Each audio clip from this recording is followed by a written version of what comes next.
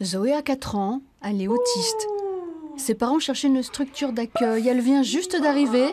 3 jours par semaine, elle vient ici à l'IME, l'Institut médico-éducatif.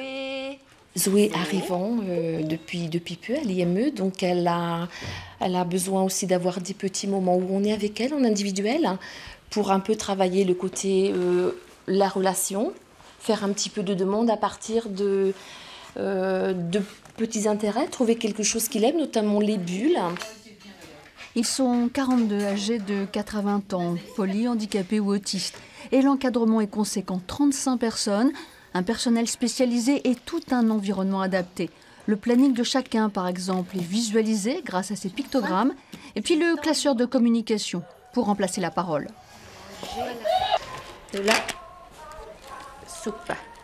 Je veux manger de la soupe. C'est accessible aux personnes non verbales, d'autant plus. Donc voilà, ils ont des demandes expressives et nous, on leur répond. L'intérêt, c'est qu'ils puissent, eux, communiquer et se faire comprendre et qu'on puisse, nous aussi, qu'ils puissent aussi nous comprendre. L'idée, c'est vraiment de pouvoir évaluer en fonction de chaque enfant ce qu'il peut comprendre, quelle méthode paraît la plus adaptée et du coup de pouvoir lui proposer cette méthode-là. Andrea a 15 ans, elle est polyhandicapée. Son père est rassuré de savoir sa fille dans cette structure pour l'instant. Moi, c'est l'inquiétude que j'ai, c'est son avenir. Je me dis qu'elle n'arrivera jamais à avoir une vie autonome. De ce fait, si vous voulez, aujourd'hui, au centre ici, elle a ce dont elle a besoin, c'est-à-dire que jusqu'à 20 ans, puisque ici, ils gardent les enfants jusqu'à 20 ans, elle a ce qui va bien. Mais au-delà, c'est l'inquiétude qu'on a.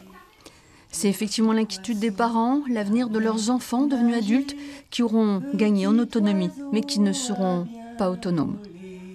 Bravo, bravo Ewen.